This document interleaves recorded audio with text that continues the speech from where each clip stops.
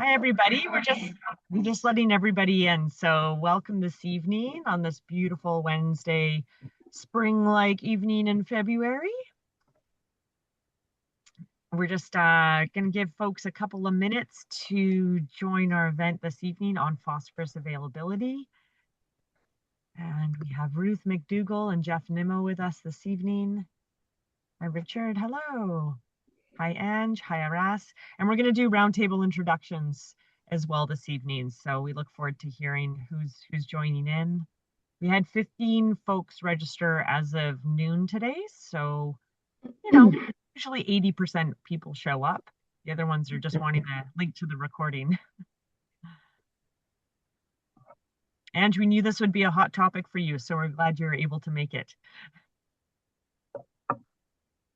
Yes, I'm stoked. Very awesome. Stoked.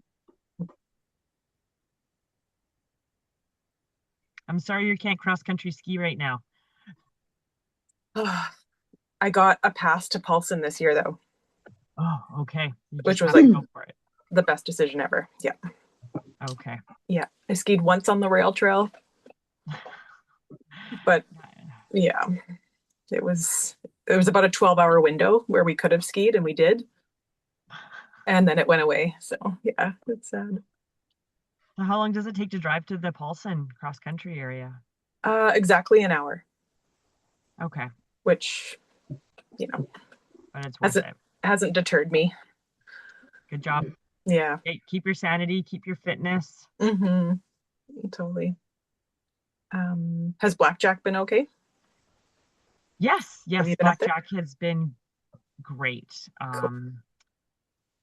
Because it's at about 1,400 meters.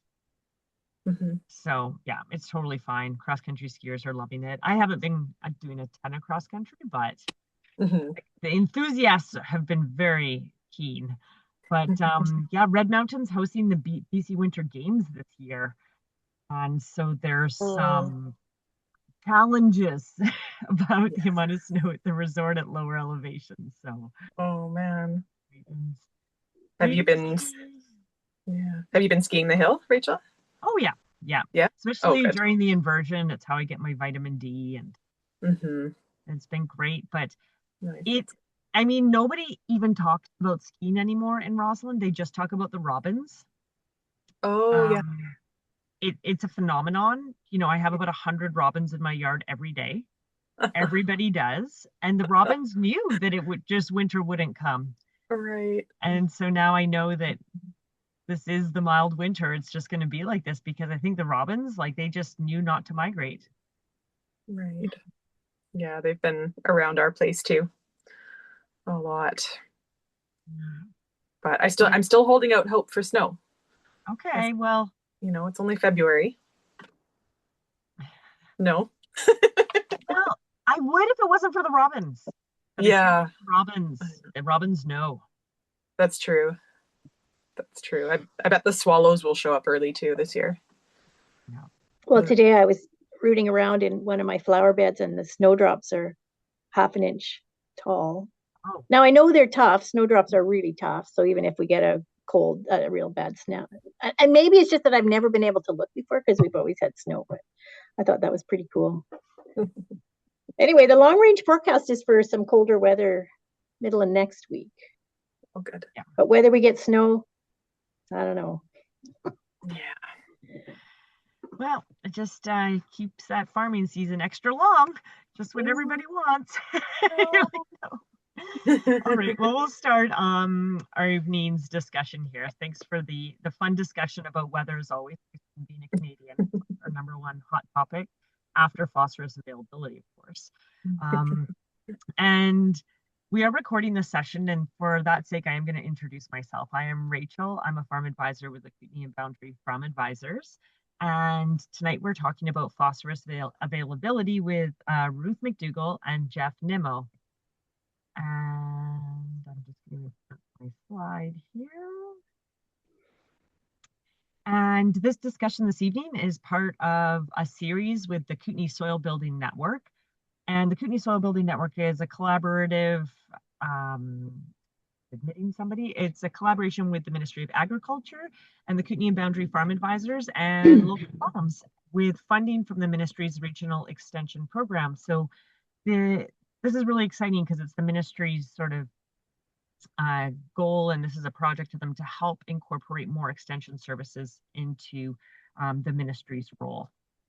And why soil? Why soil building? Well, in the Kootenays, we have such a wide diversity of soil types and access to inputs across the regions. So there's not like a one size fits all prescription for Kootenay farms. We're always looking to work with individual farms on their specific soil types and also the specific issues that they're dealing with, whether it's too much, too little, or just different types of inputs that they have access to.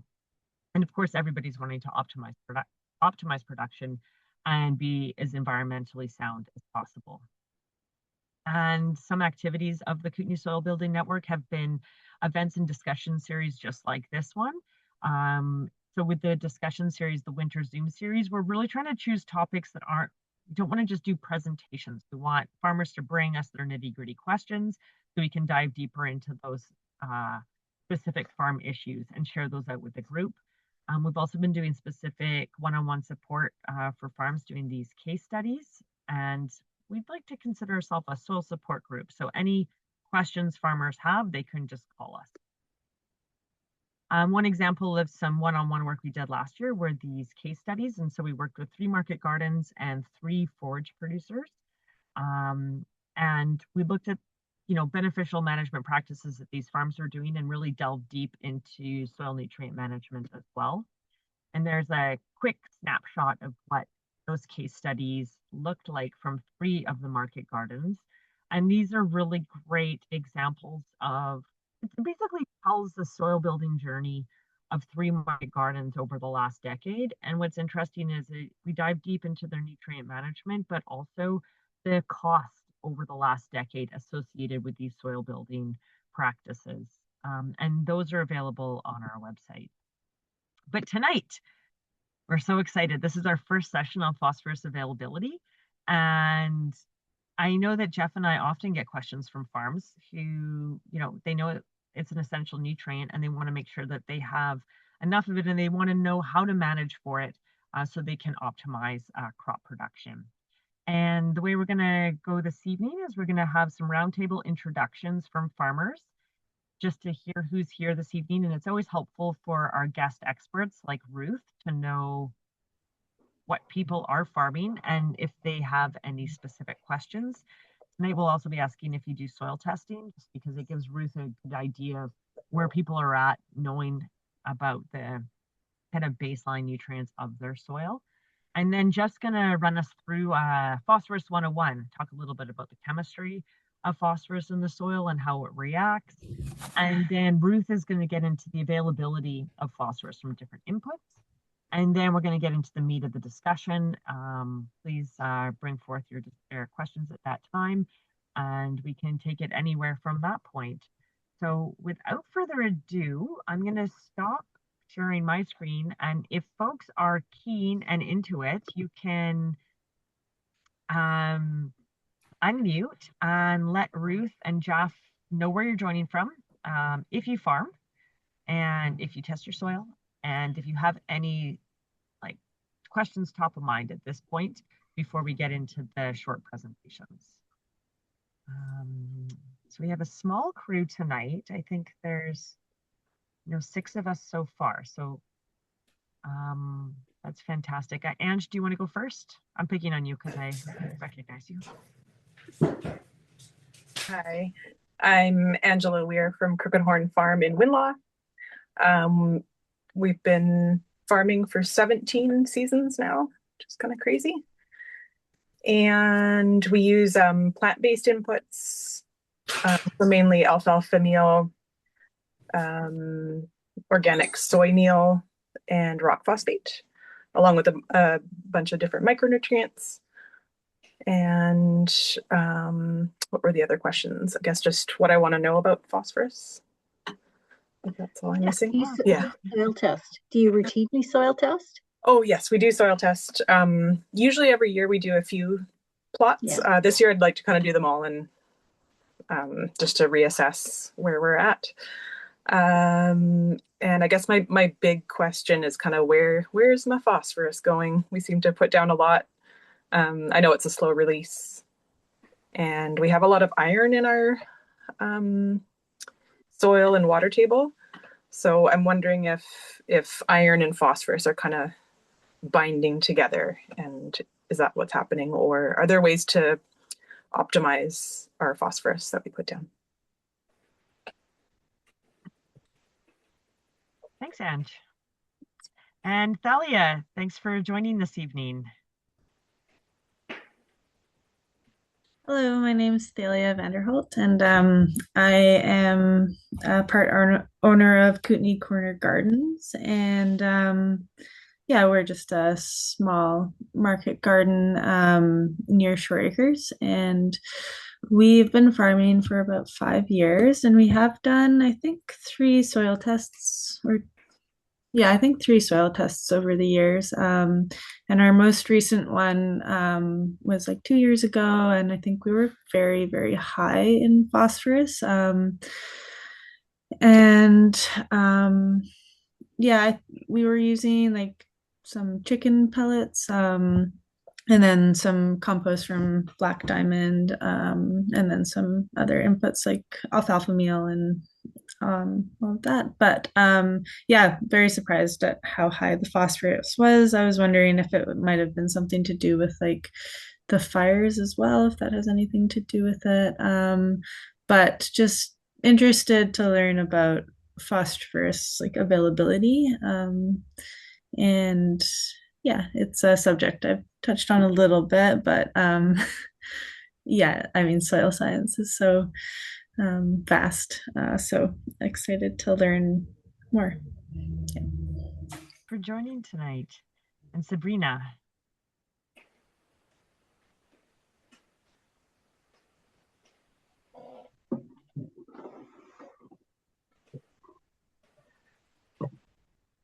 Oh, I can't hear you. I don't think your headset's working or something, Sabrina.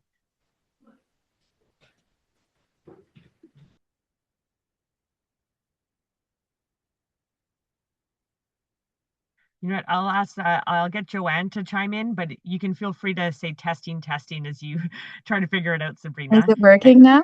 Oh, yes. Yep. Sorry, Joanne, you next. Okay, sorry about that. No, it's working now. Hi, everyone. Good, perfect. Okay.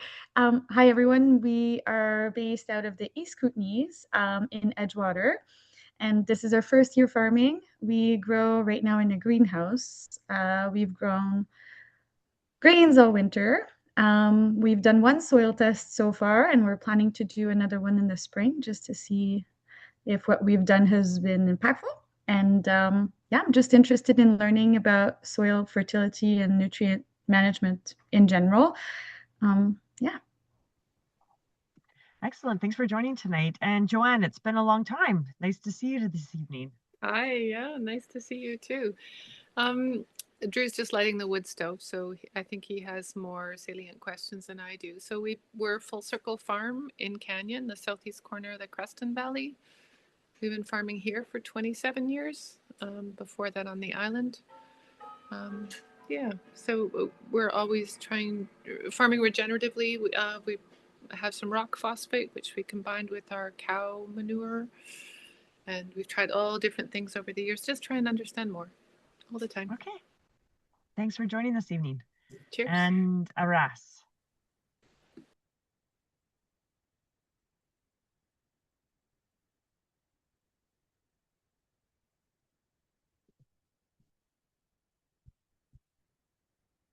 Okay, sorry about that. I lost the button. Hi, I'm Aras, and my partner Anastasia and I are farming in the Slocan Valley, just north of Winlaw. And we have a diverse farm. We're doing some livestock and regeneratively intensive grazing. And then we're trying to create our own manure or compost from the animal manures and combining it with the chicken manure and the water buffalo and we want to do some testing to see how that goes for the gardens. But we haven't, we just been in our new farm for about a year, and we haven't done any soil tests here yet. So I should get some soil tests for sure done. Um, Also, we want to do some haying this year, so it would be interesting to do some soil tests in the fields as well. But our market garden is very small, and we try to use inputs all from the farm. So we aren't looking really to get anything from the outside yet. But I'm just interested in understanding how the soil nutritions work and just learn more. Great, thanks so much for joining. And Richard.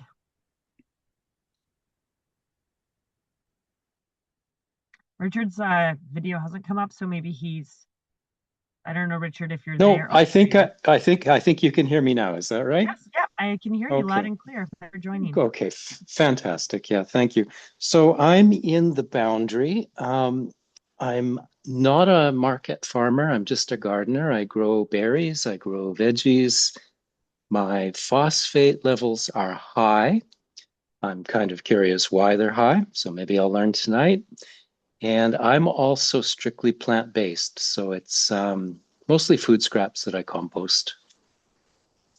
Excellent. Thank you so much for joining. And and I do have test results as well. I've got from 2022 and 2024. Awesome. Well, thank you so much for joining. And we're a small but mighty group this evening, but lots of keen farmers who are all sort of like, trying to like in that balancing act of like understanding how to interpret your soil test and how that relates to plant nutrition and just making sure you're managing it correctly so that you can optimize production. And so without further ado, I'm going to hand it over to Jeff and Ruth, who have agreed to sort of tag team this presentation. Both Jeff and Ruth bring a lot of background and expertise on this topic. So they're going to kind of do this phosphorus dance back and forth. And I am super thrilled that Ruth is able to join us this evening because she hasn't participated yet in the Soil Building Network. But Ruth works with farmers across all of British Columbia on nitrogen and phosphorus management. So thank you, Ruth, for joining us this evening. And without further ado, I'll hand it over to Jeff to start us off, I suppose, Jeff, and then we can start our phosphorus dance. Sure. Thanks, Rachel. Yeah, I'll just do some visual aids for some of this and go from there. Coming through? It's there, yeah. Yes. Okay. Why is phosphorus tricky? Yeah, thanks, Rachel. And so, yeah, I'm going to provide a little bit of like trying to get some of the core info out at a level that's hopefully approachable. Because what Rachel described about a phosphorus dance is pretty accurate. There's a lot of back and forth, and there's a lot of things going on, which is, yeah, in that space of why why management of this as a nutrient can be pretty complicated. So on here you'll see just a few of the points of things that maybe are why, if you've been looking at test numbers or trying to wrap your head around what you should be applying, why some of this does get a little complicated. So within the soil, there's large amounts of phosphorus most of the time. A lot of the parent materials that make up soils do have a fair amount of phosphorus, like the actual element contained within there. But a lot of it is completely inaccessible to plants. And so there's a really tiny amount of phosphorus that at any time is in a form that plants have actual access to. And the stuff that is in that form that plants have access to is for lack of a better word, kind of like constantly under attack by the other things that want to sneak it up and bind it, take it. Other plants are trying to access it. So there's this real sort of competitive environment for that plant available form of phosphorus. And so there's soil minerals, and you can see on the diagram here, there's a few of them mentioned. And even in our intro, we had one of our farmers mention, I have high this. Is this potentially one of the things that might be a factor? And yeah, if there's under certain conditions, some of the soil minerals can interact with phosphorus and make it and bind it to be unavailable within the soil. And similarly, clay acts in a lot of ways to latch onto some of the phosphorus, if the available forms of phosphorus. The other thing that is kind of just a really practical thing to bear in mind when you're looking at management is that phosphorus really doesn't move within the soil. A lot when we've been sort of focusing on nitrogen a lot for our previous discussions, it's kind of one of the catches with that nutrient is how readily it moves in its available form. So it's it's moving through the soil profile along with water. Whereas phosphorus, once you actually, whether it's already in your soil, not likely to move very far, or if you're adding materials in, it's pretty much staying put where you place that nutrient. So it just is something definitely to bear in mind in terms of how your cropping practices interact with kind of the accessible portion of the soil. Then inputs that add phosphate. So if you have low phosphorus, or you know that there's going to be a bit of a crop response to some phosphorus fertilizers, and you want to add some of that to your soil, a lot of what you add can actually be sort of bound up and captured by those competitive forces within the soil. So in a way, there's that sort of conundrum of like, where is all this phosphorus going that I'm applying? And it's actually just being kind of shifted down into the less available forms within the soil and then kind of disappears from what you might see on a soil test. And lastly, whether we get too much into this space in this conversation, this really depends on your soil situation and how you fit with different kinds of amendments that you use. But if you are in a scenario where you have excess phosphorus and you're essentially using amendments that are gradually building up soil phosphorus over time, it can actually cause environmental problems. And so if that soil and some of that actual material that has that elevated phosphorus in it ends up into water courses, that can cause a lot of damage within the environment. So we really want to try and, if you have these sort of elevated levels of soil phosphorus, be conscious about that building up and be aware of if it is gradually working to that space, maybe looking at making sure that that soil is staying put and trying to get a sense of if there are potentially vulnerable areas around your fields that might be impacted by that high phosphorus. So, but I think our topic in general today isn't so much about that sort of environmental protection lens, but more about understanding a bit about how you can manage phosphorus, especially because often some of the questions we've been getting have been more so along, I don't have enough phosphorus. So we'll start at that point. If people want to dive into damage or environmental stuff, we can certainly address it. So next, there we go. Okay, and I don't want to go too overboard unless I think that's probably more where if people have discussion, like if there's questions that come up and you want to really talk about something like a certain component of this diagram, which is of the phosphorus cycle, we'll jump in there. But for now, we'll just see if the general overview is enough for us to have a bit of a conversation about what's going on.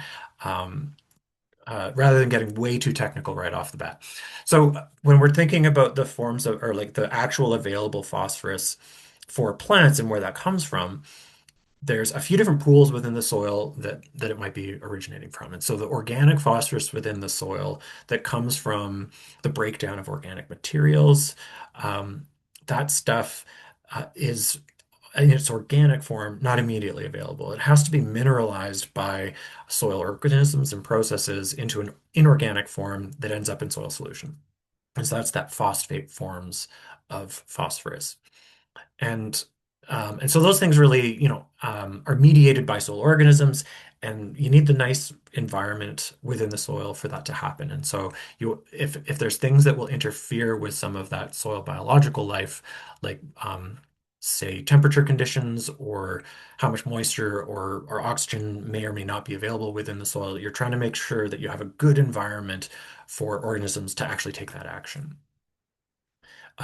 The other source within the soil that really contrasts from something like when we're managing nitrogen, there's actually a lot of inorganic phosphorus within the soil. The problem is it's almost entirely in forms that are very difficult to access. So a really small portion of that inorganic phosphorus is in the kind of maybe available state where there is a slow amount of breakdown and sort of pulling of some of that phosphorus from inorganic um, compounds back into the soil solution. It dissolves and then can become plant available.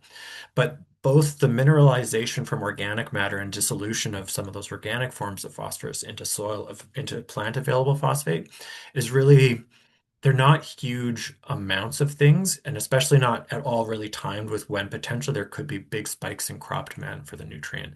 So it kind of gets to the scenario of where, yeah, a place where, um, in a way, you're like as a farmer, you're intervening with some of the amendments you might have on hand in order to supply soil phosphorus or supply phosphorus.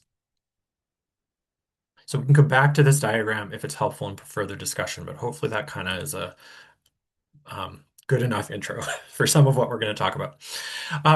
So yeah, into that, like, okay, if there's, generally some phosphorus there, but not likely, huge amounts, do we actually really need these inputs? And the very quick answer to that is you do need a soil test to really relay the actual availability of phosphorus within your soil and to be able to use it as a benchmark for how much input you might actually need. It's really hard to gauge that without it. In terms of like why bother amending with phosphorus, there's no like nitrogen in your cropping strategy. There are ways to use legumes to bring nitrogen back into the system. Whereas something like phosphorus, if you think about your farm as kind of like a closed system, if you're not bringing phosphorus in any forms, it's actually just in a way leaving as your crop is being harvested and leaving the farm gate. And so you're gradually depleting some of the phosphorus that can be around. And so in really low input organic systems, that can gradually over time lead to challenges where you're just seeing gradual declines in soil phosphorus levels. And so without a sort of natural input of phosphorus into the system, it means that you kind of need to adjust and potentially at some point be looking at those amendments to provide some phosphorus for crop production. And so I've got some numbers here that just super vague because this really varies a lot by crops. But if you're thinking about, there is a certain amount of phosphorus that per acre in some of our vegetable crops is harvested and leaves. And something that if you are familiar and have gotten soil phosphorus testing done and seen some of the fertilizer recommendations, they're way higher a lot of the time than these numbers as far as like what the crop is actually removing in uptake. And one of the reasons there is how difficult it is for plant available phosphorus to stay in its form, especially if you have really low soil test phosphorus, because there's all that competition as soon as that available phosphorus forms hit the soil. And so a lot of the recommendations that are higher than what actual crop demands our crop uptakes are relate to that fact of that there's a known amount of phosphorus that's probably going to be rapidly bound within the soil. And so it's a little bit of a compensation there to do with the efficiency of how well you can amend with phosphorus. So that's why if you're looking at some of the soil test recommendations and comparing it to something like crop removal numbers, there's a little bit of a disparity there sometimes.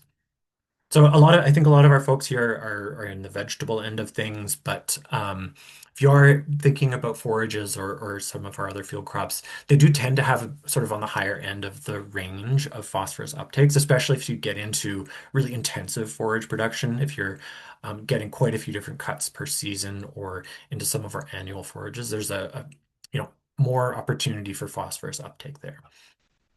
But as I said, if we're thinking about scenarios where maybe we don't have a lot of phosphorus present, yeah, if you have a low soil test phosphorus value, plan for some of your phosphorus inputs to be bound within the soil. Know that you may need to be applying a little bit more in order to match what the crops actually require.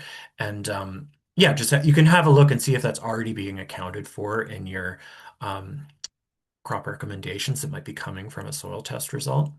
The other things that are really kind of, yeah, just key things to bear in mind if you're at that starting point of managing low levels is yeah, pH has a huge influence on the availability of phosphorus. It also really influences the availability and the actions of the other minerals within the soil that will quickly bind phosphorus. So there's that sort of dual whammy. If you're into the wrong realm of pH, it can shift what forms of phosphate are available, and it can also result in this scenario where things like iron or aluminum might be nabbing even more phosphate out of the soil available space.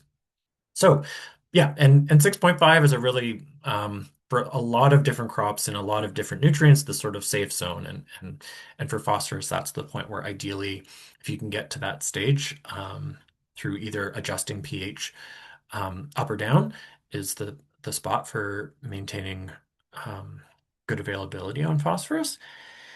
And then as a broader system thing, if you are really challenged with with access to phosphorus within your soil, I said think about how, like what you're growing and how that fits within sort of overall rotation. If you're growing shallow rooted vegetables on a regular basis within a certain field, there's a very defined root zone that those crops have access to. And so essentially they'll quickly access the phosphorus that's available through some of that zone. And if that soil isn't being mixed or moved around, you can kind of picture what's going to happen within that space. And so there's kind of some options there. Um, you can keep amending, but there's also the as you're shifting through crops, if you're incorporating things that have access to different portions of the root zone, they're going to be, or different portions of the soil, those roots are going to be accessing different portions of where soil phosphorus might actually be held. And that really gets into if you have acreage and space to incorporate things like a cover crop that you can actually just incorporate right back in as a green manure, you can be accessing phosphorus from a larger portion of the soil profile, incorporating it back into a form of organic phosphorus that sort of brings it up and then condenses it into a space that is then available for crop production the following year. That it's kind of a way of scavenging, placing it where you want it, and then following that with another crop that is, this is a pretty intensive way to try and bring phosphorus into a space where you can have access to it. But if you're in that sort of scenario of some limitations on how to access phosphorus, yeah, bearing in mind where your different crops and different parts of your rotation, what access they have to different parts of phosphorus in the soil is something to keep in mind. Yeah, so I think as far as the next thing I kind of thought I would just relay is I mentioned, like, if you're considering where should you be at in terms of using phosphorus inputs or understanding where your soil is at, step one is take a soil test. And so there's a variety of resources that we can point you to if you're at that stage of like, how do I take a soil test? We've got ministry sort of guides on how that can be done. But just as a phosphorus specific sort of heads up is to understand, and this is really in contrast to something like nitrogen that we've talked about in some of our other sessions, is the measure on a soil test is of a very different thing. And so what you see reported on a soil test for phosphorus, it's not a measure of how much phosphorus is found within your soil. It's actually a form of index that's calculated based on an extraction that the lab performs of the soil. And so the idea is it's trying to sort of approximate roughly a certain amount of plant available phosphorus that might be expected from your soil. And then that's correlated with fertilizer response. So when you see a number on your phosphorus extraction, that's kind of related to that sort of index of potentially plant available phosphorus. And then the recommendations will be based on, at that level, there's an expected plant response if you supply this much of a phosphorus amendment. So yeah, just bear in mind, you're not seeing something that reflects the total phosphorus. You're also not seeing sort of, at the time of soil sampling, what the exact amount of phosphorus was within the soil solution at the time. It's this sort of in between. So it's not a full value for soil availability over the entire season. It's just a number that's been calculated in order to try and estimate, yeah, potential responses to phosphorus amendments. And so it is, I think, one of the reasons why we end up with that scenario of you can keep adding inputs and seeing changes in these numbers on soil tests can take a really long time. Because what you're not seeing the total amount, you're just seeing the sort of the tip of the iceberg that's at certain points of time available within the field. So just be aware of it's kind of a funny measure. And annoyingly, there's a whole bunch of different processes that different labs use to get to this measure. So if you're comparing across different labs, just watch out. Those numbers don't always sort of line up. British Columbia does have sort of our default test values in the Kelowna extraction that's used by a few labs, but not all. Yeah, when you're looking at those, just keep these things in mind. And if you're not sure about what you're seeing on that test result or how to interpret it, yeah, we have our resources. You can reach out to us. If it's a quick phone call, that's great. We also have sort of the easy online sort of documents to try and explain some of this, because this is often one of the fundamental confusion points on when looking at some of our soil test reports. So I think I was going to leave it there and then pass it over to Ruth, but I don't know if maybe it's a good point to pause for any kind of questions before we move on to Ruth's going to relay a little bit about different kinds of amendments and phosphorus contents within there. I'll back up so not. Can you just, yeah, okay, that's good. I just want to say something about this soil test report snippet up in the corner. You can hear me, right? Oh, yes, Ruth. Yeah, good point. So this is a soil test report from A&L Labs in Ontario. And I'm not, I don't know, I might see if I can poll you guys and see where you all send. Jeff, would you say most people send their samples to A&L? There's a good portion, but I think within the market crowd, we're probably more diverse. But it's probably the most common, however. And where else do people send soil samples? We do have some going to Down to Earth, right. a few to Logan Labs, and then not so much in Market Garden, but some of the other regional, like I would say forage folks are still using Element or that Exova. Right. Yep. Okay. So yeah, I just wanted to... Logan Labs for sure is what like a lot of market gardeners use. And I wonder what anyway, what I was going to say was further to Jeff's comment about the fact that there are a bunch of different phosphorus test methods, and you can see this in plain daylight right here. And if you've got an A&L test result, this is what will have happened to you. The one on the left is the bicarbonate method, and the one on the right is the Bray P1, which is most similar to the Kelowna one that we kind of use as the BC standard. So obviously one is giving you twice as much available phosphorus as the other one. But the most important thing here is to look at the letter M for moderate. So what they're saying is that if you've got a soil sample with an M or a medium or moderate, you've got enough phosphorus there to meet crop demand for at least a year or two. And the other thing I want to say is that those numbers are in ppms or parts per million or milligrams per kilogram of soil. And what you often need to think about is pounds per acre. And so if you want to do a quick and dirty conversion from ppms, which is what you get in your soil test result, to pounds per acre, you just give it rough and dirty, multiply it by 2. So that Bray P1 number of 67 ends up being about 130 pounds per acre of available phosphorus that is likely to be released from your soil in the upcoming growing season, or in the current growing season when the sample was taken, or the next growing season. And if your vegetable crop, let's say it's taking up 20 pounds per acre, I think that's probably a fair guess, Jeff.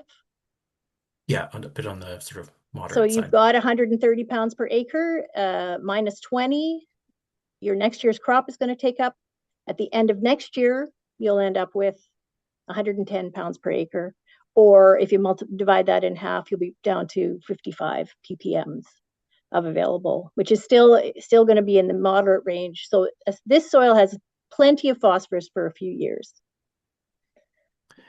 generally and one of the confusing things about this lab's test result is including both of those measures, and in a way each measure was sort of designed for different pH levels of soil, and so it's yeah, if you're not sure which one to interpret, yeah, feel free to reach out on that front, or just go back to the lab and say, what the heck?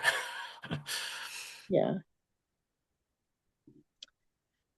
Okay, were there yeah, I didn't hear anyone pop up with other questions, so unless we have anything, I'll pass it over to you, Ruth. Okay. Now, do you think that we should go on and talk about soil testing first, or should we talk about? Oh, I don't know. Or should we just talk about this and talk about soil testing and test results? And I think some of our soil test results kind of relates to the amendments that were. The results is the product of some of the history, so maybe this is a good. Okay. So I live in the North Okanagan, the Enderby area, and I'm wedged between two valleys with lots of dairy farms, poultry operations, a couple of feedlots. And so I'm in an area where we are never short of nutrients. And so I'm very seldom seeing soils that are low in phosphorus, and much more often advising farmers to take on some strategies to try and reduce their soil phosphorus, or at least not have it increase beyond where they are. So it's interesting for me to try and think for you guys how you would increase your soil phosphorus. Now, my experience here is that most of the farmers have access to manure, some kind of manure, either chicken manure, dairy manure, or beef feedlot manure, and they manure the fields regularly, and that good solid level of organic matter in the soil is what provides an ongoing supply of phosphorus. So my first advice would be manure or compost as a very easy long-term way to build your soil fertility in terms of phosphorus. Because all of these other things, which we'll get to in a minute, are they're much lower in phosphorus, and a lot of them have very low availability. Okay. Do you want to answer that now, or do we want to talk about that later? Can you go back to the slide before, Jeff? Okay.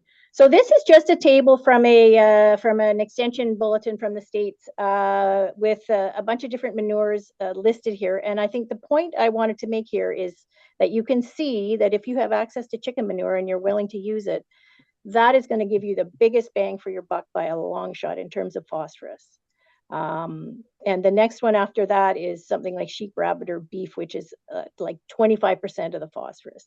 So chicken manure, two things with chicken manure. One is that if you have access to it, it's by far, it's like a fertilizer in itself, and it's by far the best source of phosphorus.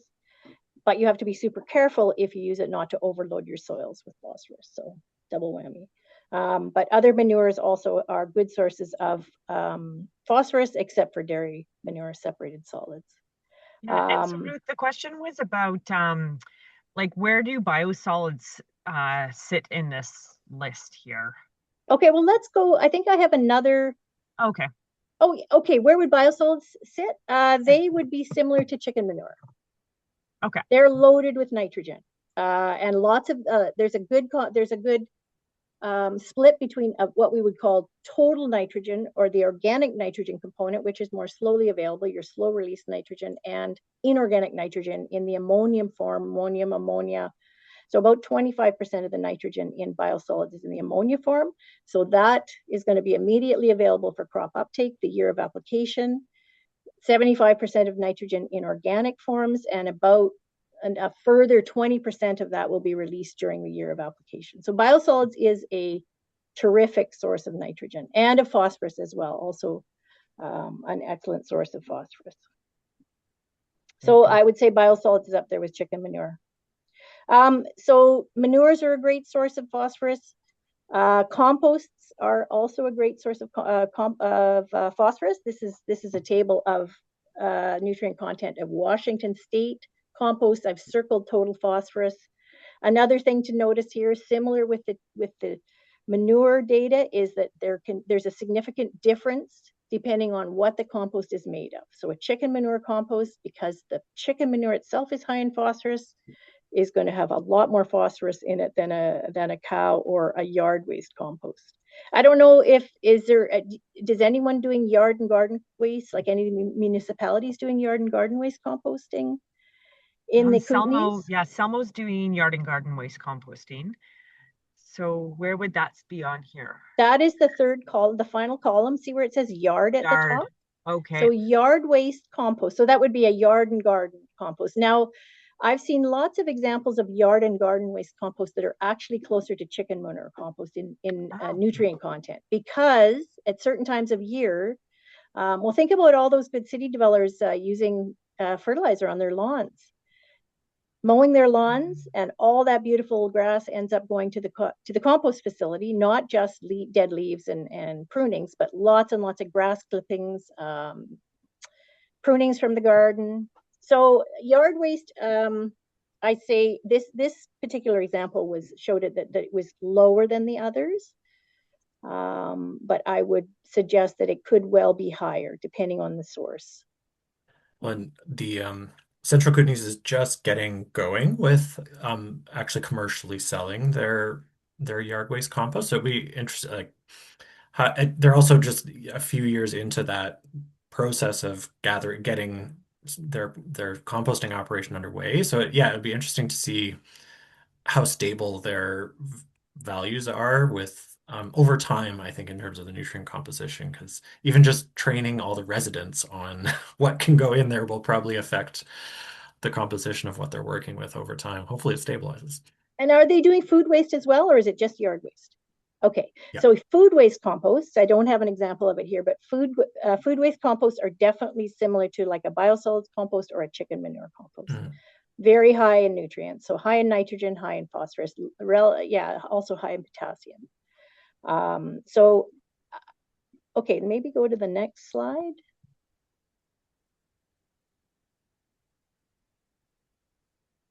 Okay, so this is the same thing looked at a different point, just a slightly different way. So the last one looked at percent phosphorus in the compost, and this slide just is a table looking at the sort of the pounds per ton of phosphorus in different composts. So we have phosphorus P2O5 as the middle column there, and we have a number of different composts. We have a number 1, which is a manure-based compost, giving you 20 pounds per ton of compost, and this is year 1 phosphorus availability, and we'll discuss availability in a few minutes, but essentially not all the phosphorus in manure or compost or any of your other amendments is available in the year of, only a percentage of it. And that's maybe part of the issue with wondering why your soil phosphorus levels haven't increased. So number 2 here, a Royal Organics Classic, is a green waste, so that's a yard and garden waste compost. And number 3, Avagrow is a broiler manure, 42. So yeah, twice as much phosphorus in a chicken manure based compost than in a manure based, which I presume is like a beef manure or something like that. These values are on a 100% dry basis. So this is something to be aware of when you get compost or manure test results. You have to know whether it's on a dry basis or an as-is basis. So in this case, usually composts are like 50% water. So if you have a ton of compost, you've got 500 kilograms of water and 500 kilograms of compost dry matter, if you can understand what I'm trying to say. So when you consider the water in the mix, you have to divide these values in half. So essentially on a bulk basis, if you are getting your compost and thinking about it on a bulk basis, you probably go about half this much nutrients in it. So instead of 20 pounds per ton in the Royal Organics Compel, you would have 10 pounds per ton on a bulk or as-is basis. Does that anybody have any questions about that? Okay, next slide. All right. So that is all that to say is that for your manures or compost, there can be a huge variability in the amount of phosphorus and other nutrients as well, obviously. So a manure or compost analysis is critical for you to understand what you're getting. So this is a A&L Labs Ontario manure analysis. They are, I don't want to say the only lab in Canada that does compost and manure testing, but they are the main one. So when I need to get a compost test done or a manure sample tested, I ship it off to them. Or if you ship it to Element in Surrey or Edmonton, they will sublet it. So you can pay the shipping to Edmonton and they'll sublet it to A&L and not ding you a huge amount. So if you want to save a bit of money, I've learned by experience that, and they'll just give you they essentially just give you this data. So when you get a manure or compost analysis, you get total phosphorus. Now, did we talk about phosphorus as phosphate? We want to talk about that, Jim or Tim, Jeff, or do we want to? Yeah, I think because probably worth specifying. So phosphorus and phosphate are two different ways to express the same thing. So you can see that my red circle is around phosphorus total and phosphate, and that's P as P2O5. So this sample has 0.0417% phosphorus and 0.0959% phosphate. But they're essentially, you just convert phosphorus to phosphate by dividing it by 0.43. And just for some reason, phosphorus in fertilizers are given as phosphate, not phosphorus. So if you have a phosphate number in a fertilizer, if you multiply it by 0.43 or 43%, you end up with the actual phosphorus in the sample. It's very confusing, but it's just important to understand that a phosphate number that's an inflated value of the actual phosphorus in the sample. And it's just a fertilizer convention. And if you look to the far right, this particular manure sample has 9. This was a liquid dairy manure sample, I think, and so they give you the amount of nutrients in pounds per 1,000 gallons. So this one had 9.6 pounds of phosphate. So multiplying that by 0.43, I don't know, that's got about 4.5 pounds of phosphorus, actual phosphorus per 1,000. And this is so that a dairy farmer is trying to figure out how much manure to put down. He can figure out how many loads per acre kind of thing. If you sent in a solid sample, a solid manure or compost sample, you would get that in pounds per ton. Okay, next slide. Okay, so we've talked, total is the same as elemental, yes. So total P is the amount of elemental phosphorus, whereas P2O5 is converted into the phosphate form. Okay, so we've looked at these numbers have been the total amount of phosphorus in manure and compost, but only some of the phosphorus in manures and compost is going to be available the year you apply it. So about something like 25 to 50% of the phosphorus in manures and compost is going to be available in the year you apply it. And that'll depend partly on how biodegradable the compost or manure is. So something like P2O5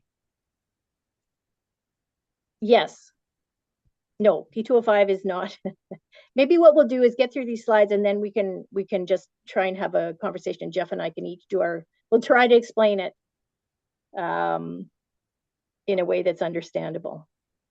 So a dairy slurry, a dairy manure that is very, very fertile, loaded with nutrients is like you probably get about 50% of the phosphorus out of that in the year of application. Something that's an older compost that's mature, that's been composted for a while, you may only get 25% of the phosphorus becoming available in the year of application.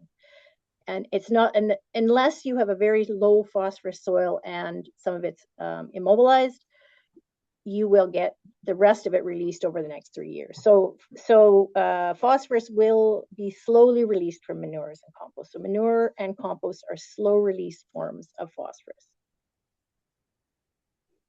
Next slide. Okay, now here is a slide, a table of a bunch of organic nitrogen and nitrogen, phosphate, and potassium sources. I've circled the purely phosphate sources. So the best organic fertilizer sources of phosphorus are bone meal and rock phosphate. The bone meal, 12 to 24% total phosphorus as phosphate. So remember, it's only about actually half of that is actual elemental P. Rock phosphate can be from 25 to 30% total phosphate, but the availability is very low. So we look right on the bottom line there, it says rock phosphate, very low availability. Only 2 to 3% of the total phosphate in it is ever going to become available. So you have to put you probably have to put 50 times rock phosphate on that you would of another material that had a similar level of phosphorus. And it's also mostly useful in acidic soils with a low pH, which kind of goes against you getting your soil pH into that 6.5 to 7 happy space where phosphorus availability is optimized. But if you look at the nitrogen sources, the top alfalfa meal, bat guano, etc., all of those sources actually have some phosphorus in them. So there is mainly nitrogen sources: alfalfa meal, bat guano, feather meal, blood meal, cottonseed, fish emulsion, and fish meal are all pretty good sources of nitrogen if you're mostly looking for nitrogen as an organic source. But for instance, fish meal has a fair amount of phosphorus in it. So it would be a reasonable source of phosphorus. Bat guano also has a reasonable amount. And considering that your crops are going to require 5 to 10 times as much nitrogen as phosphorus, the ratio isn't too bad when you think about meeting nitrogen requirements and phosphorus requirements with the same organic source there. Do you want to say anything about that, Jeff? And again, sorry. Just keep in mind that this is the total amount of phosphorus. All of these things, these numbers here are the total phosphorus. The availability is going to be only 25 to 50% of it. So if you put on fish meal with 10% nitrogen and 4% phosphate, that is going to give you 2% actual phosphorus, and you're only going to get 1% phosphorus coming available in the year that you apply it. So applying these things year after year when they're slow release allows you to have enough released on an annual basis to meet crop requirements.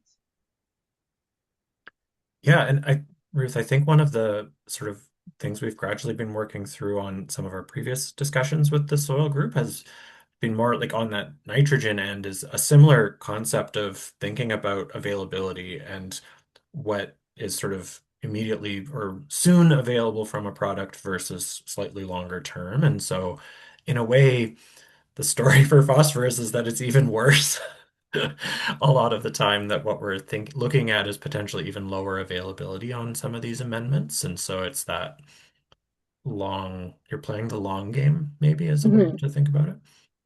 Yeah. And what is affecting the availability primarily is breakdown of organic matter in the soil. So you add manure, you add compost. They're primarily organic matter, but you have to wait till the soil microbes work on the organic matter and break it down, and in the process releasing nitrogen, phosphorus, potassium, boron, copper, all of the nutrients that are within that organic matter, the crop residues or whatever it is. And that is a process that takes time. And of course, some of the organic matter is more recalcitrant, slowly broken down than others. So the easily broken down stuff happens quick.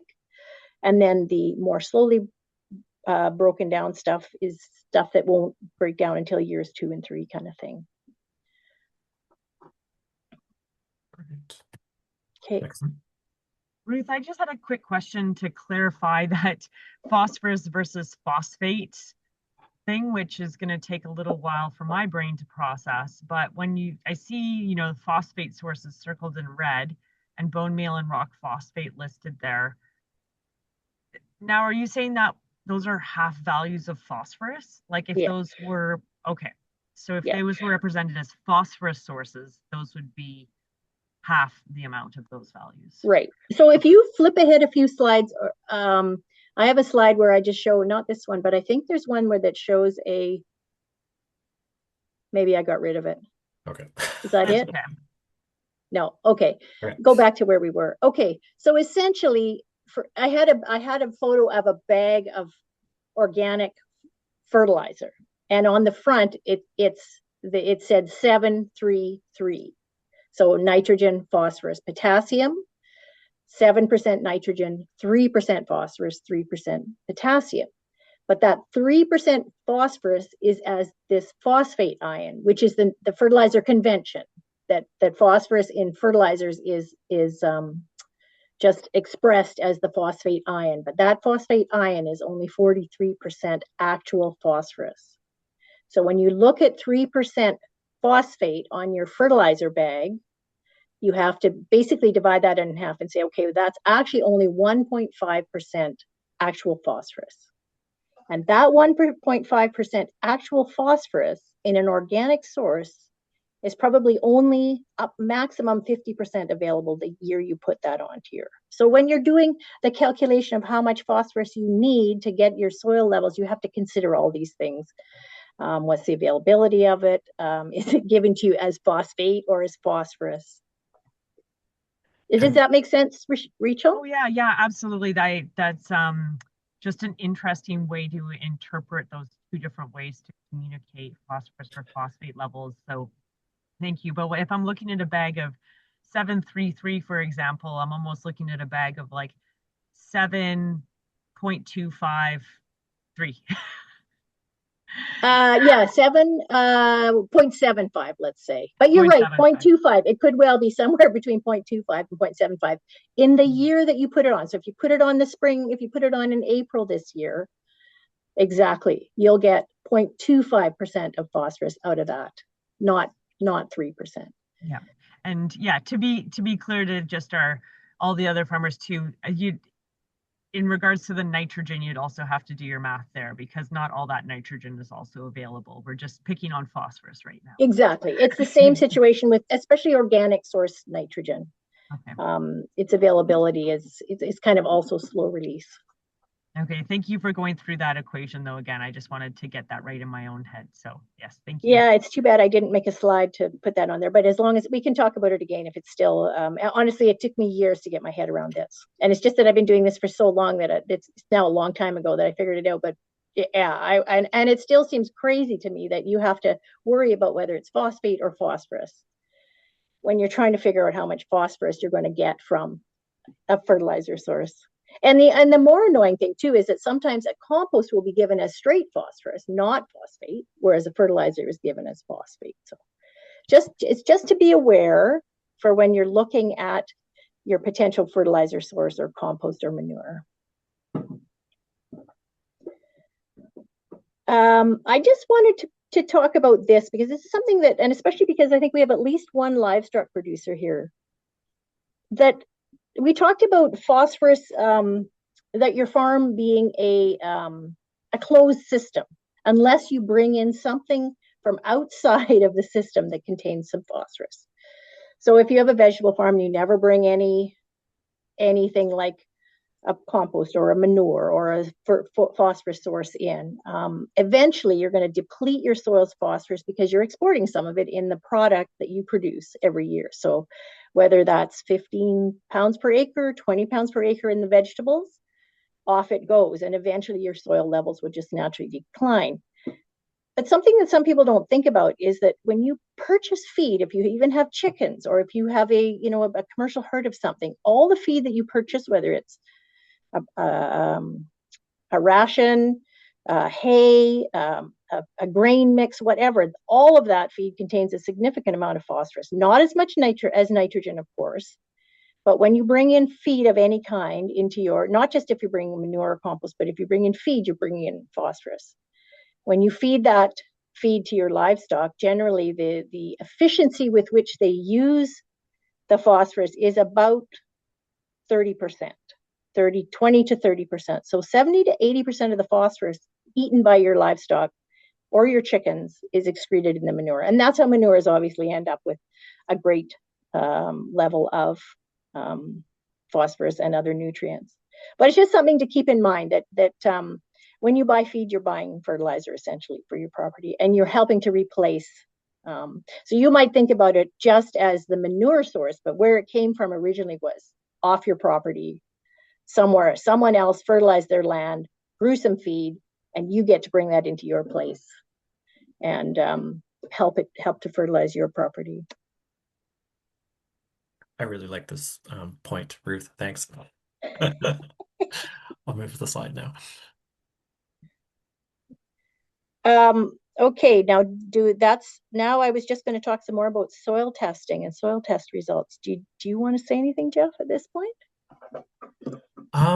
Well, yeah, I mean, I think I guess we could pause if folks have questions about the previous slides, because otherwise I think the idea, we have a variety of different soil test results that we could kind of talk about what we're seeing on them, and then whether it's through speculation or if we know some of the context and history of some of these results, we can relay like the reasons why we might see some of what we're seeing on these tests. But maybe first, if there is that, it's nice to sometimes pause in case folks are holding back on questions from 10 minutes ago.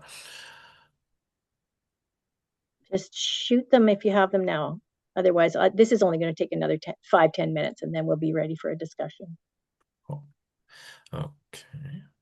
So the last soil test result or soil test report was an A&L one. This is from Element, and I use Element for most of my soil testing. And the reason for that is because a lot of the work that I do, my team does, is not just nutrients, but we also have to look at soil trace metals for regulatory purposes. And Element is a accredited lab so if I send samples to Element, but also I send them to Element because Element it started out in BC as Norwest Labs in Langley, BC in God only knows 70 or something, and they pioneered and used lab methods that were specific for BC soils and conditions. So, and that, even though it's been bought out by 3 or 4 different companies since, they're still using some of those lab methods. So I have confidence in there. Now I get annoying results sometimes, but that happens with every lab. So this is the Element. So yeah, if you want to try something different, you can send your samples to Element as well. They have a full agricultural lab in Edmonton. So this is, I'm just showing the big picture here, and then we'll zoom in to look at some clips of, okay. So what do you get? Just go back to the other. I'm just going to talk to people about what the information they can get. For those of you who haven't done soil testing or maybe not done very much about, I'm going to just talk in general about the information that you can get from this soil test report here. It's actually pretty dense with information.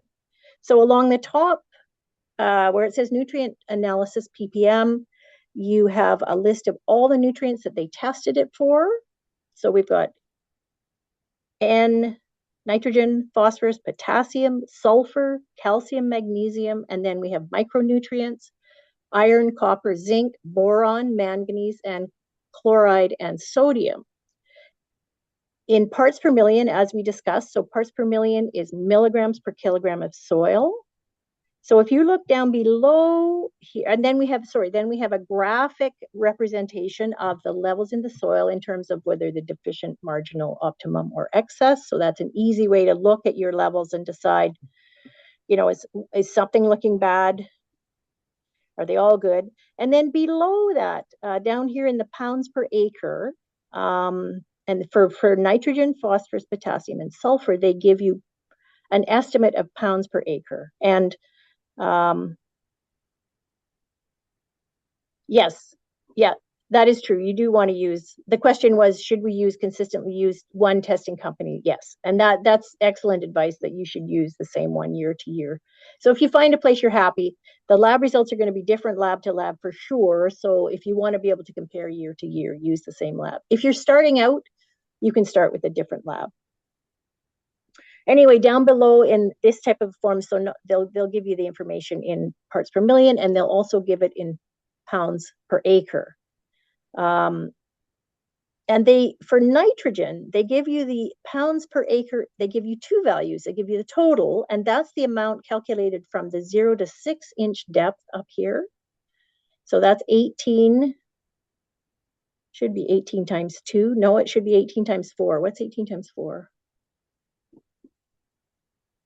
Anyway, 18. They do have the deeper result there, so maybe it's the sum. Yeah, so the deeper result goes into here, and usually the estimated thing here considers the amount of nitrogen in the deeper layer. And I think for the phosphorus results, they only consider the top. Usually you just do a 0 to 6 inch sample. And then you also, further along to the right-hand side, you have soil pH, which is critical. EC, which is salinity. That's a measure of the salts in the soil. Then you have organic matter percent.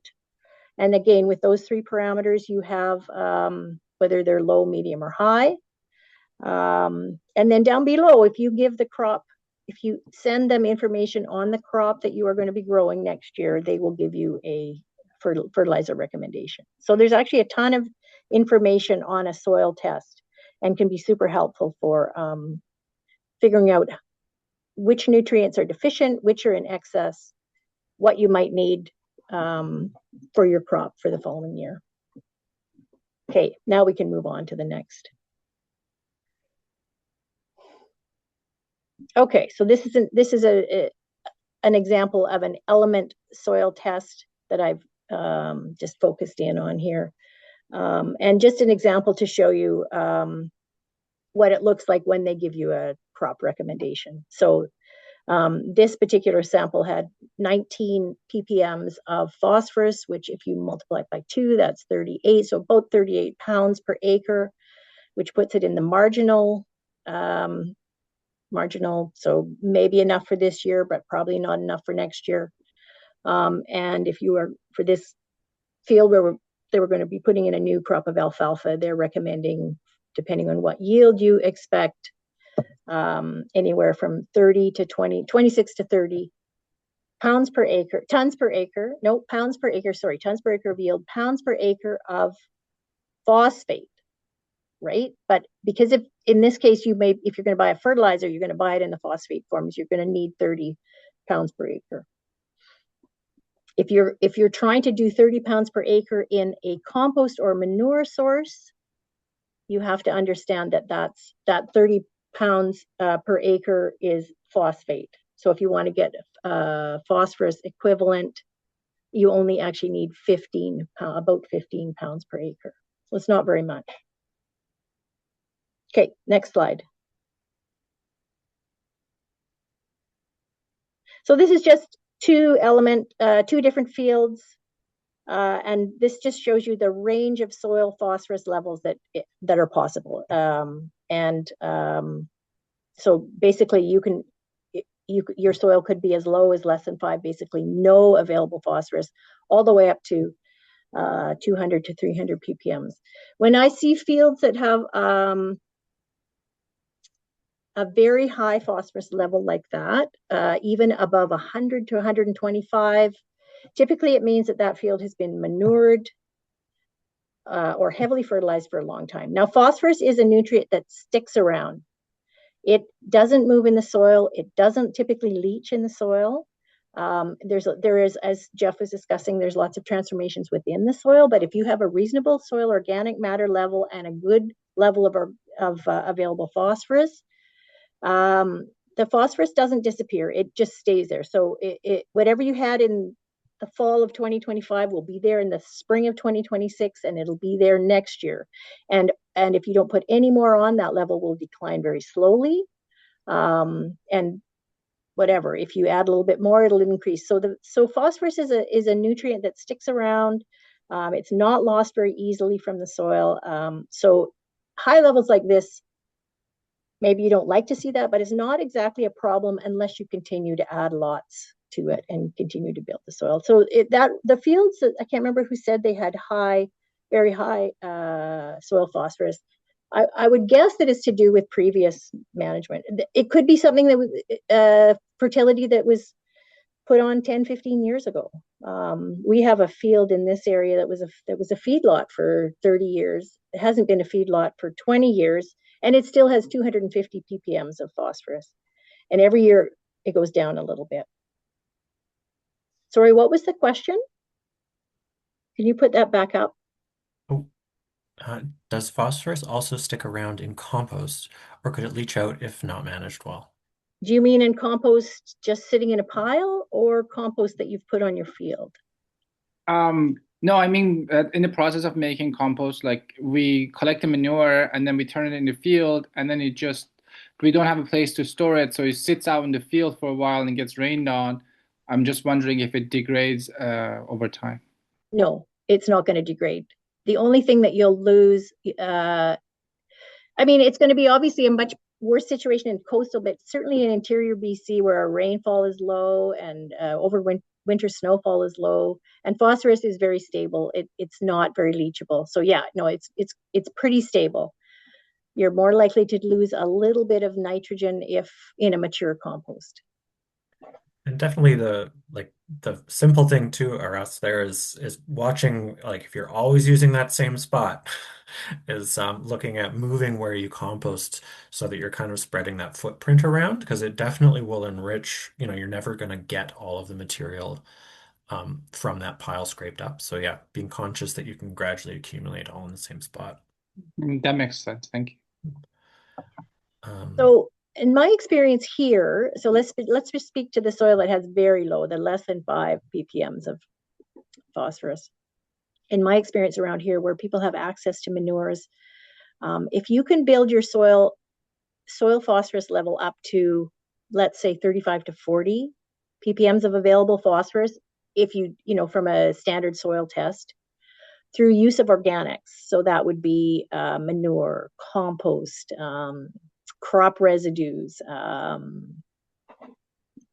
Yeah, I guess those are the 3 main sources. Over time, sort of an annual application of that, within 3 or 4 years, you'll have, and maybe soil test every couple of years to see how you're doing. But if you can build your soil organic matter up through adding organics, and of course, you're going to get more phosphorus if you use a higher phosphorus added amendment. So a chicken manure or a chicken manure compost or biosolids or food waste compost or a high nutrient yard waste compost, you're going to get more release of phosphorus, obviously. But I guess my experience from 35 years around here is that the best way to build soil phosphorus and maintain it is through addition of high quality organics. So if you have access to them. Now, if you don't have access to anything like that, you're in a bit of a quandary for sure. Or if it's going to be super expensive to bring it in. So yeah, I think maybe that's all. Was there one more slide, or is that? That takes us here we go. Some of the other sort of just phosphorus numbers. So these were from a few different farms, phosphorus numbers that were a part of a ministry project at one point. And so we can't, there's some interesting variety here, I would say. So these are, there's a few different Kootenai locations noted on the left. They're grouped by sort of farms. So even though there's 2 Creston spots there, those are just 2 different farms. But yeah, so we range from what's pretty low levels of phosphorus to very high, pretty elevated levels of phosphorus. And I think some of this does really reflect what Ruth was saying with respect to like building soil phosphorus with that sort of animal-based organic material. So as an example, the farm around Nelson there's been a long-term history of using composts based in animal manures. And so that, over quite a few years has built up a really significant amount of phosphorus within their soil. And one thing that, what we don't have that would be probably of interest here would be like, well, in some of their non-production spaces, what's their sort of baseline soil phosphorus at? Because certainly it's on the sandier side of a soil, so it would be interesting to see maybe what they were starting with in terms of their levels. Contrast that to a couple of the others. We've got a finer textured soil up in Winlaw there with really low levels of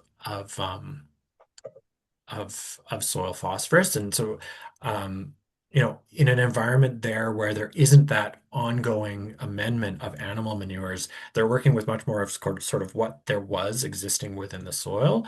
And then the amendments being used there haven't been contributing as much of that available phosphorus into the soil.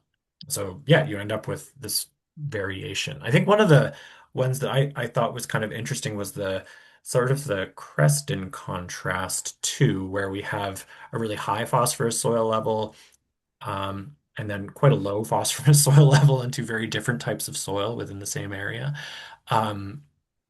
The location that has the higher soil phosphorus levels, pretty intensive management again, and most of that sort of elevated soil phosphorus has come from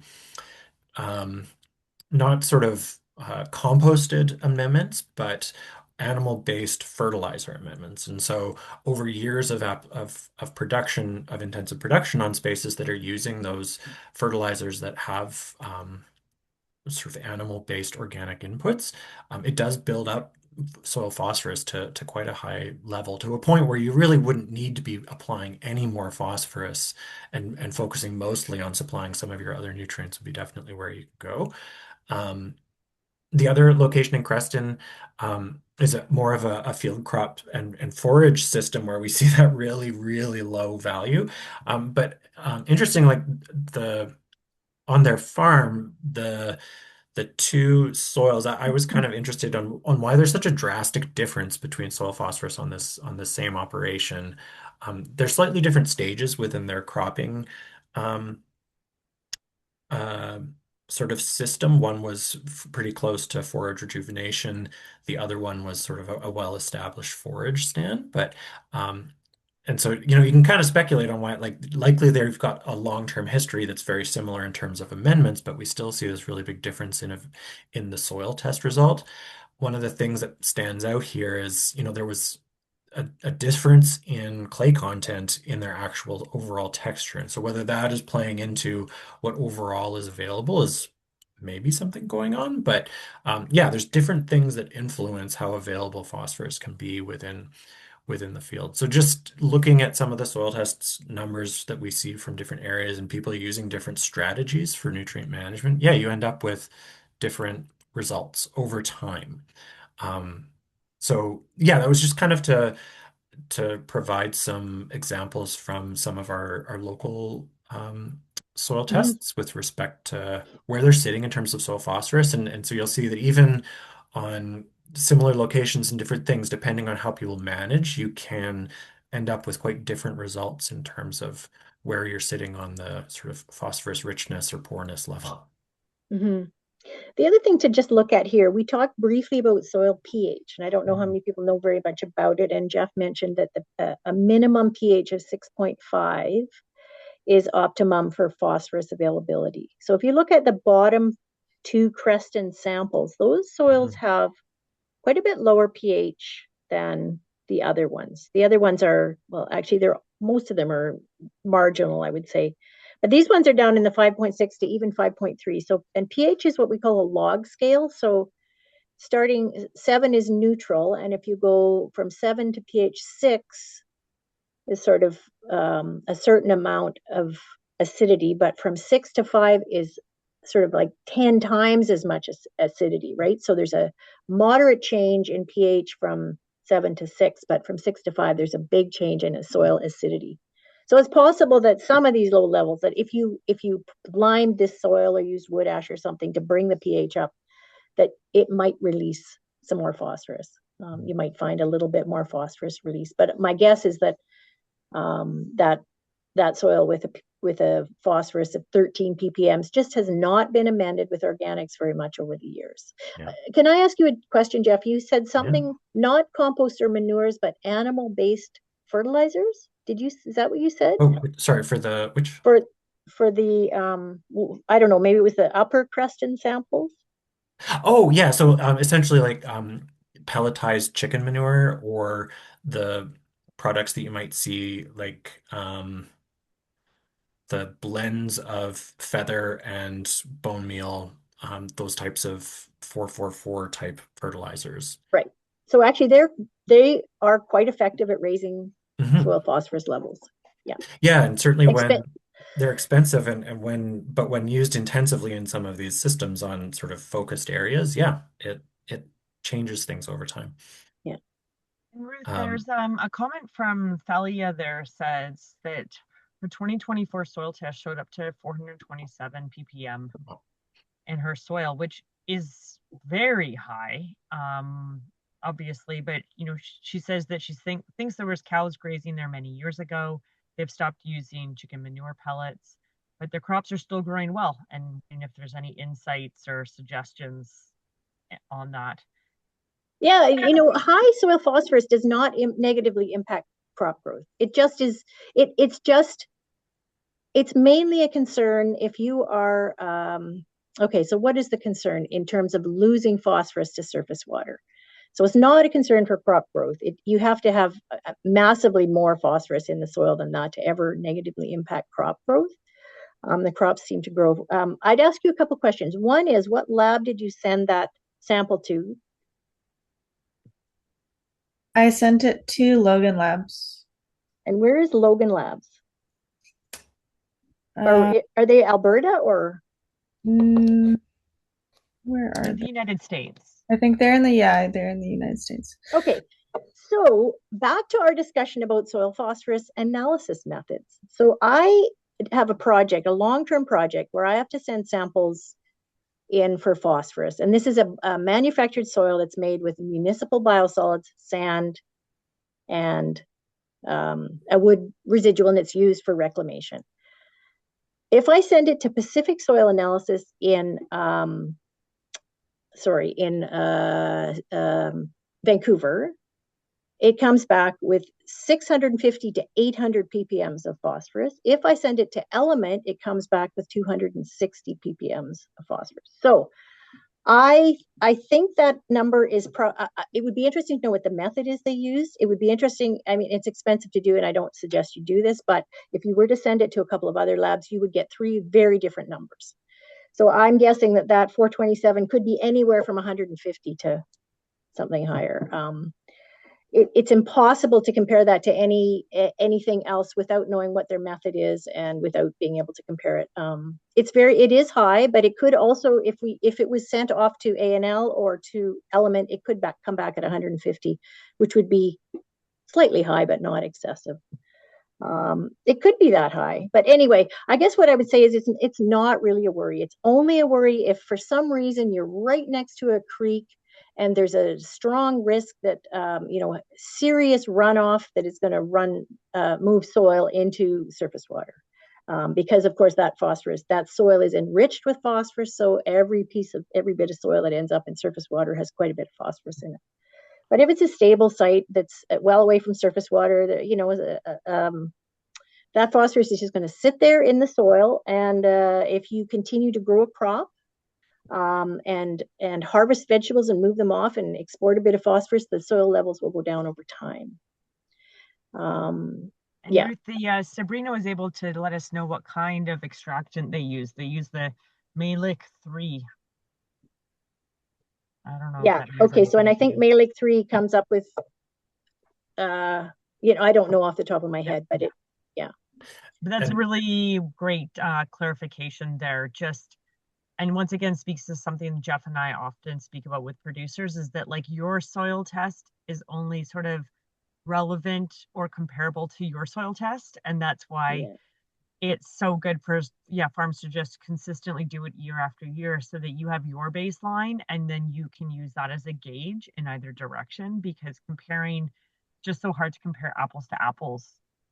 Yes, especially with phosphorus. This is not true with nitrogen. Nitrogen is a much more consistent analysis across all of the labs, like the total nitrogen and nitrate nitrogen, even ammonium. Those are very consistent. But phosphorus, because of this array of different methods, and even when the same method is done by two different labs, it can be hugely different. And the other thing I want to point out to all of you is that 427 parts per million that Thalia had, you have to understand that a lab is, the number you get from a lab is just an estimate. I would say that could easily be plus or minus 15 or 20%, because there's so much variability that goes into how you collected the sample, how the lab handled it. Did they mix it really well? Did they subsample it?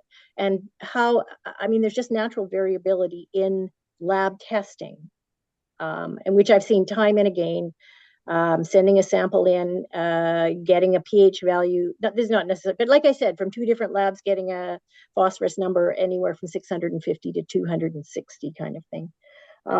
So when you get a lab number, don't consider that an absolute number. Consider that a plus or minus 10%, whatever. And the only way to really make sense of those numbers is to continue to send soil samples in year after year and then look at trends. Just look for trends. This is also true about soil pH. There can be a big variability.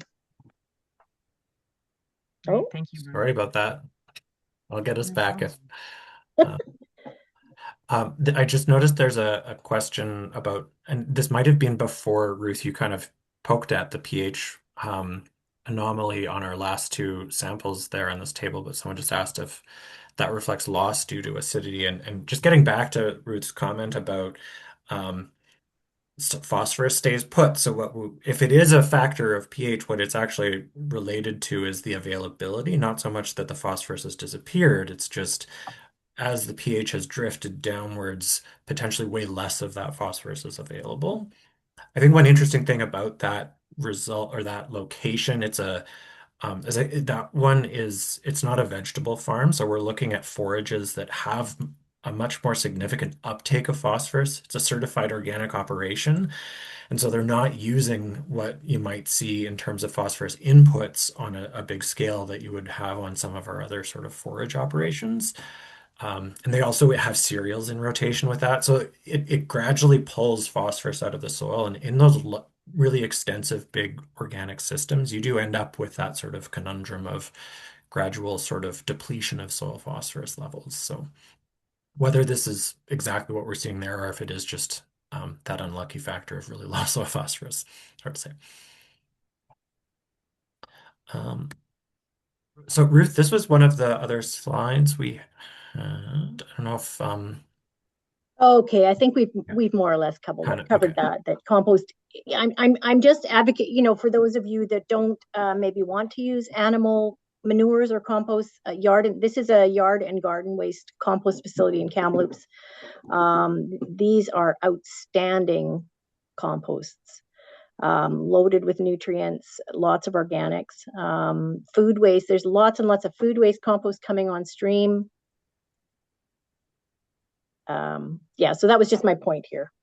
Okay, maybe that's great. Yeah, well, and the Central Kootenay is just starting to make their compost available to farms, so that's a really great plug for that product. And I feel like a couple farms have accepted some of that input, but it's just so new. I think they were just able to access it last fall. So right. That's a great endorsement for that. And is there any issue with using a yard waste compost or a food waste compost on an organic farm? I don't think so. Is there? I think you're only not allowed to, for our organic operation, you can't use anything that contains municipal biosolids, I think. I don't know. I fall back on the please check with your certifying body because there is gradual adjustments to the different bodies about what their requirements are. So I never want to come out and say as the confident person there, but can you read that next question, Ruth? yeah, for sure. So just through the chat. Okay, I think the next one is from Ange here. Do earthworms help move phosphorus down to the root zone at all? What effects can we expect if we only apply to the top few inches? Excellent. Okay, so yeah, essentially you're kind of, I think, right on the track there. And earthworms are picking up decaying plant material, which is going to contain phosphorus, and then moving that with them downwards through soil. So it is a mechanism for getting some of that stuff that does tend to linger around on the surface downwards through the soil. Um, and you do end up with, if you don't, if you're in a system where you aren't cultivating very much, there is sort of or if you're only cultivating really shallow amounts of the soil profile, because phosphorus doesn't move, you end up with sort of a graduation of phosphorus levels across the soil profile. So it does end up enriched in the surface and less and lower levels at depth. And that is something to keep in mind. And when we had that question about, like, I have really wildly high soil test levels and I'm not sure why, is to especially if you're comparing levels of your own soil, is to watch soil sampling depths and that you're consistent with that. A lot of the metrics that were designed for rating soil phosphorus assume that you're sampling from a 0 to 6 inch level within the soil that's kind of thought to be that it's likely to be a really uniform portion of the soil profile in cultivated farms. So there is, yeah, stuff to bear in mind if you have these things that might result in weird levels of phosphorus at different zones within the soil. Ruth, there's a few farms in the region that have also used that really, like, it's almost just like layering and layering and layering approach. And that's definitely one where I would, yeah, if you're soil sampling into that, you expect that you'll see very different things. You're basically sampling from organic material, not so much of the soil profile. Yeah, for sure. If you're layering organics on the soil surface, it's going to be super hard to get an accurate soil test result that shows kind of what you might be putting into your soil. The other way that phosphorus moves down a little bit is that most crops root way deeper than 6 inches, obviously 12 or 24 inches, and there's a lot of root death. So you may pull the root plant out by the roots, but meanwhile, lots of roots are dying. So those roots contain a little bit of phosphorus. So you end up with some nutrients down in deeper down in the soil. Yeah, I think the follow-up one that's kind of related to your point, Ruth, was what crops can scavenge pee from the top layer of soil, and in a way you're almost there's scavenging from the top, but you also, like, scavenging lower down is great because not all plants have access to different depths. So I think when I was very early on commenting about thinking about rotation and if you're incorporating different kinds of crops, that really is some of that is about picking things that have different rooting habits compared to some of maybe your more intensive vegetable crop selection. So if you can incorporate things like either cereal crop, like some of the cereal, or other cover crops like buckwheat's the really classic kind of aggressive grower with a root system that will pull things out. And then if that is incorporated back into that surface, you're amending with kind of that organic matter that contains phosphorus that was scavenged from different depths. And if those things are present long enough, they can form relationships with other soil organisms too that might further scavenge phosphorus from different locations and bring it up for the plant to access. So actually, Jeff, my question was more what crops can't salvage from deeper, like that might have been a typo on my part, but like I was thinking like zucchini that does like a super deep taproot. Like, do we need to worry about crops like that, or do they have enough of like lateral that are gonna take their feeder? Plants know that the bulk of the nutrients are in the top 6 inches, or even the top 3 inches. So that's where the bulk of their feeder roots are located. I mean, the taproot might be going down to access moisture, but I think I think generally plants are highly, highly efficient at scavenging nutrients from wherever they can find them. Yeah, and I off the top of my head, I'm not like it's hard the if there's any specific ones. There is different like some, and it kind of relates to uptake, and like some plants do require like take more phosphorus as per unit of their kind of biomass, and so those ones might be more responsive to, like, if you have low phosphorus levels, they might suffer a little bit more. But yeah, there's the yeah, whether any of them are specifically challenged in terms of scavenging or root development, yeah, it sounds like, Ruth, your point there is probably pretty good. Oh, sorry, Ruth, you're muted.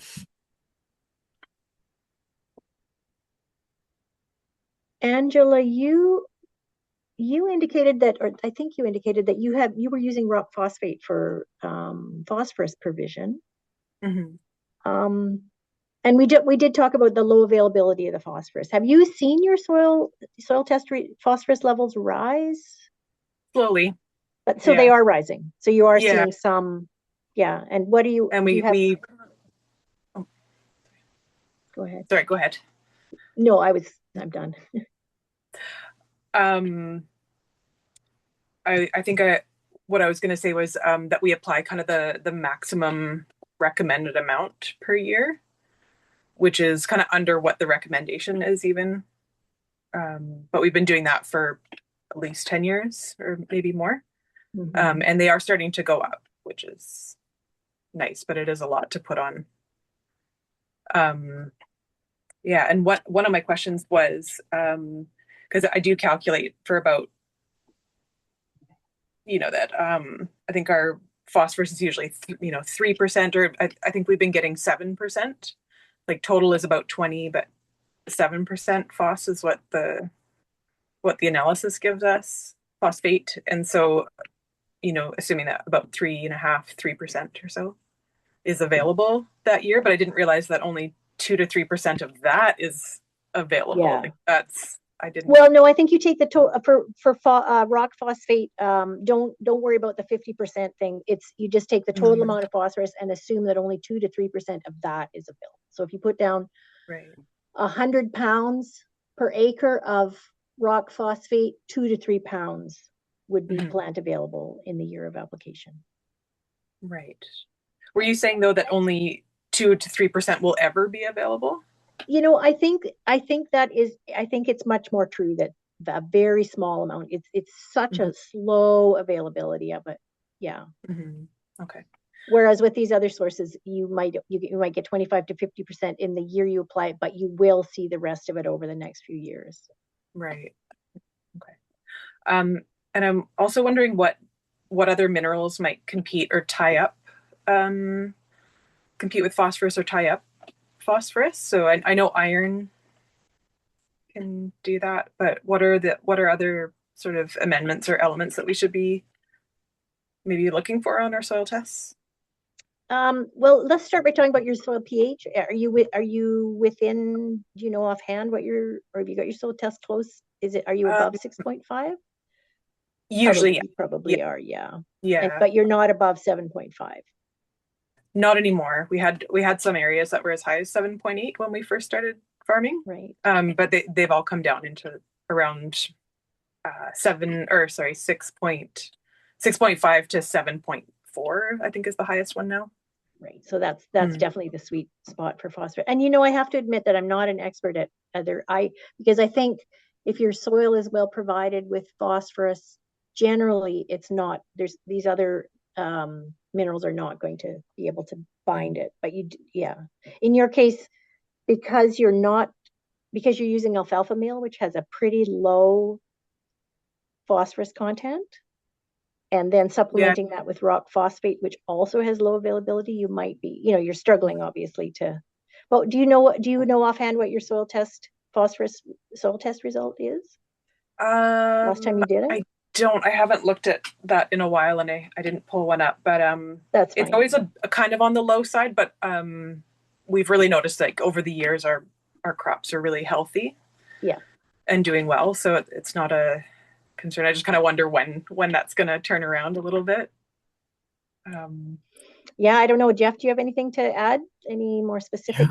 And to some extent I was trying to think of like if there's a metaphor for like to capture that, like this, I guess a sponge is maybe the thing. Like your soil has a huge capacity for sucking up available forms of phosphorus. And by amending with rock phosphate, you're really just adding more rock that, there probably is an existing amount of phosphorus just within, or like minerals within your soil that contain phosphorus. So um, until you fully saturate that sponge, at which point you like phosphorus would start climbing really fast on soil test levels.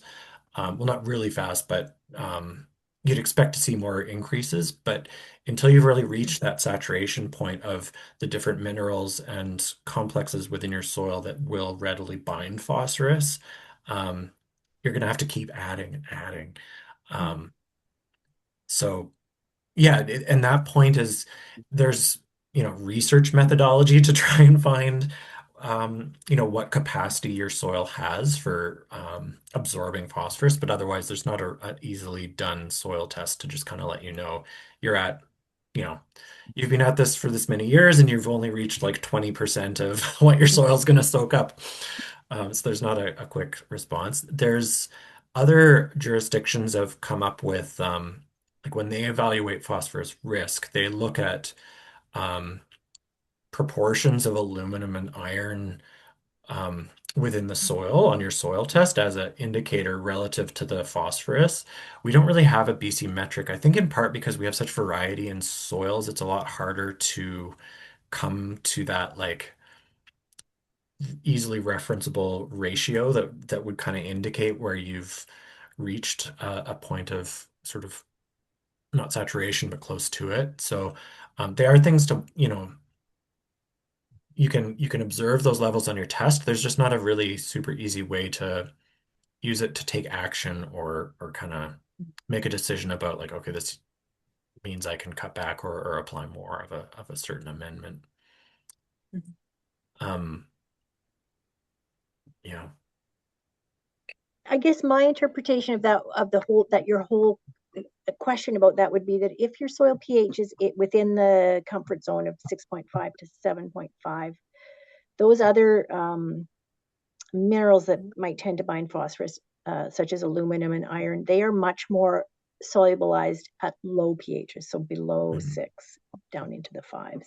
So I think the key thing here is to keep your soil pH within the optimum range, which it sounds like you're doing. And I think it's very cool that you guys are using rock phosphate. Like that's amazing. Yeah. And it's really interesting. Years ago, I did a project for a company from Australia that wanted to start a rock phosphate mine in Alberta, and I knew nothing about it. And it was unbelievably tricky to get information about availability, solubility, how you figure out how available the phosphate within the rock is. So it's pretty cool that you guys are using it, maybe from that very mine, and seeing positive effects from it, right? Even though you have to put lots on, but it's working. So that's cool. That's really cool. Yeah. I think it actually comes from BC. I can't remember the name of the company right now, but One thing that, if you look at sort of literature or try and find information aside from just from a rock phosphate supplier, but say from other universities or research groups about rock phosphate, there's not a ton out there. I think, and where you do see it referenced is that like within a year of sort of response trials, there's no response. And so it's kind of left at that point of, well, yeah, that was sort of the end point. And it is a challenge for the research world to do really long-term work. So maybe it is in that space of yeah, the knowledge base around how it's used is just stuck on a pretty short window of time that we spend looking at what the influence of it is on soil.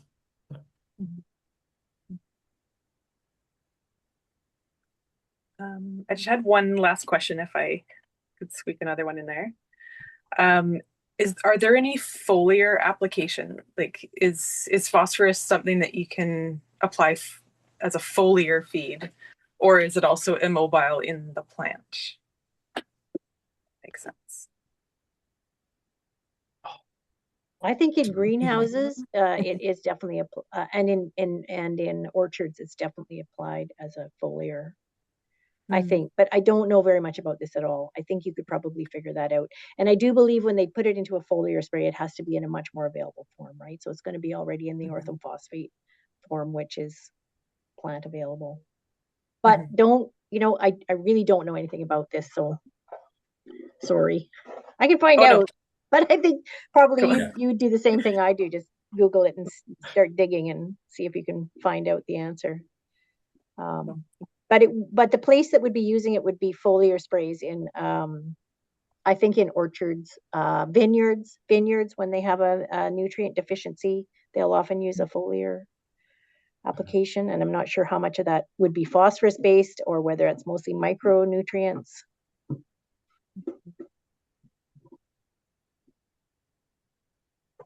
Thanks. Well, thank you so much, Ruth. Any other questions from our audience today? Aras says, I think you mentioned this earlier, but is there a lab in BC that we could send both compost and soil samples?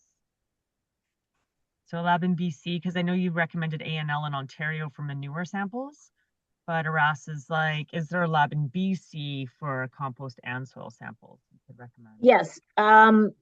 If that's what you want to do, I would suggest sending it to Element in Surrey for nutrients, and also for compost. You have to make sure they know it's a compost, and they will sub it to A&L in Ontario, and you won't get charged any extra, essentially. I would just so add, Element is your sorry, Ruth, I've had chat like with people submitting to A&L or sorry, not to A&L, to Element in Surrey.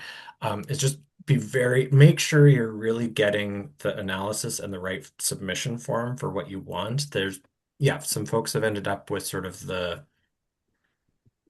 weird analyses based on the material that was submitted to the lab, not necessarily what we would want to see for that type of agronomic compost analysis. So okay, sorry. So your recommendation is to go with the lab that's further away. Was it the A&L? Well, Element in Surrey or Edmonton, I don't know what it's quicker to courier for you. I guess either is a long way.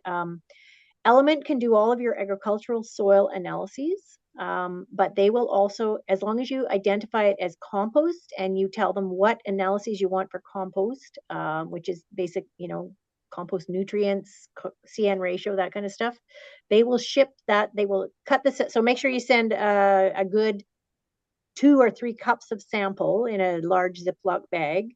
Then they will split the sample and they will ship some of it to A&L in Ontario.